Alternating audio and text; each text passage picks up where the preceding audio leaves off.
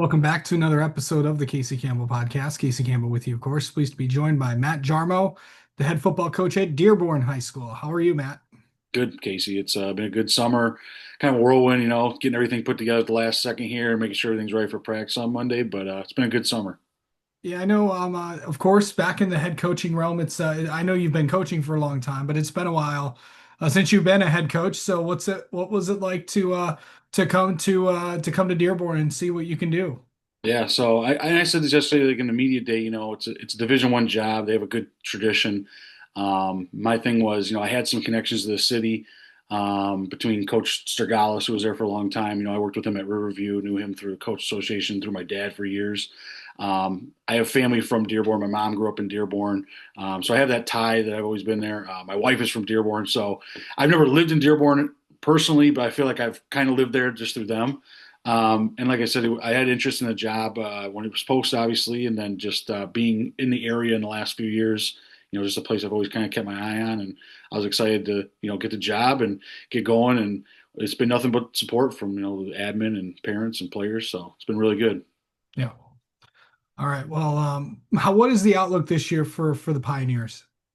Well, we're kind of a older young team, if that makes sense. We have a lot of seniors, but a lot of our seniors just didn't play a ton as juniors. We were a very senior heavy team last year. And so a lot of those guys are gone, but the guys that are back, we're counting on them to possibly be two-way players for us. So we have to grow up in a lot of spots. We have to develop some depth. But overall, I think we have a good group of guys, a core group of guys that we're building around and then, developing from there. All right. Let's talk about some of the players that are going to be returning for you guys and some of the names to watch for Dearborn this year. Yeah, so the first one is our quarterback, Sky Zelkowski's a 3-year kid. Played in, Coach Greeno's system, which was a good offensive system. I mean, was really productive.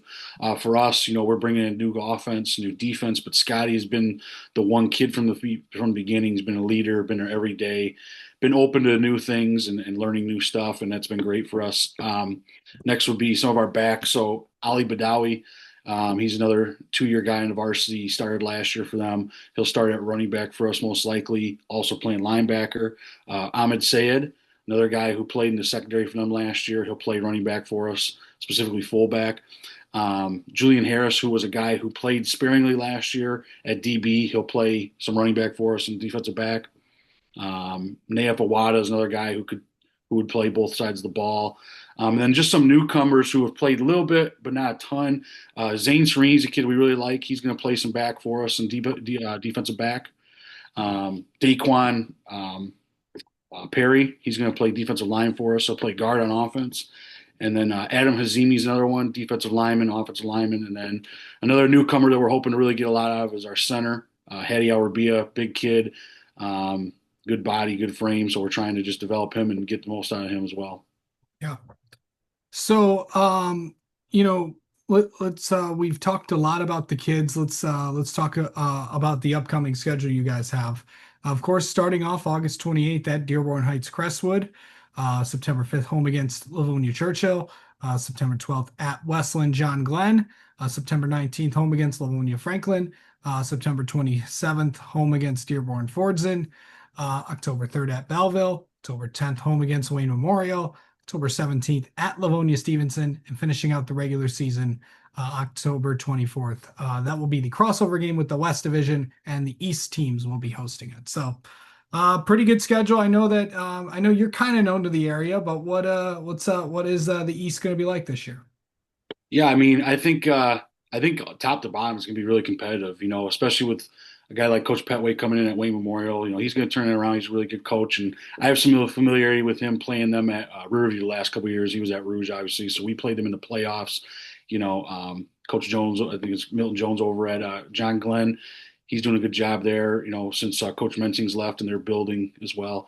The whole division, I think, is just really competitive. Obviously, Belleville's at the top. Everybody knows about Belleville, and they're going to be a challenge. Franklin, Fordson, Stevenson, Churchill. They talked a little bit about their roster being down, but those kids play hard.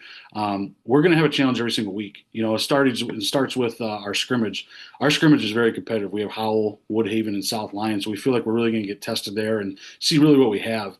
going into the Crestwood game. Crestwood's a local opponent, a city rival in many ways, and so that's something that we're excited for. But also, we know we have to take care of business. We have to be ready to go because it's going to be a very tough game for us, and everything's new, obviously, too. With a new offense, a new defense, so.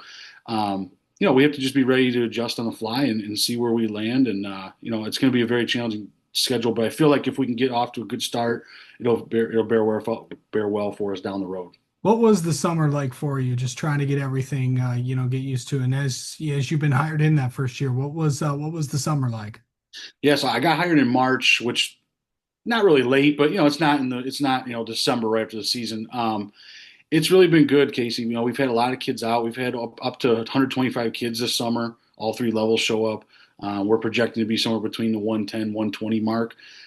Kids have been excited. We've had good numbers every day. Like ever since the beginning, these kids have really bought in. A lot of them could look the other way since it's their senior year, or it's something new to them and they're younger and maybe they don't like it. But we really haven't seen that. We've had a lot of kids really just buy in and trust us as coaches to do the right thing, and we're trusting in them to do the right thing on the field as well. Yeah.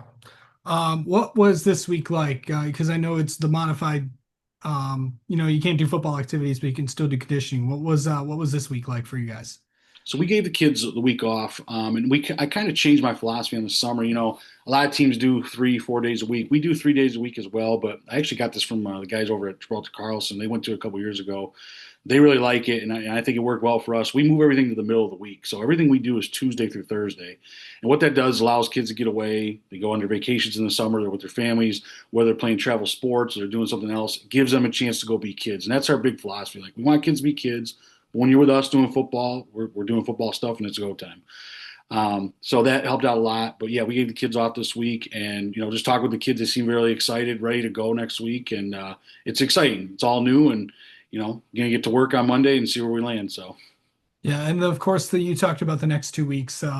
What's that going to be like for you just to get used to everything? Like, you know, I know the first day is filled because I know a lot of the stuff, all the paperwork, all the physicals have already turned in.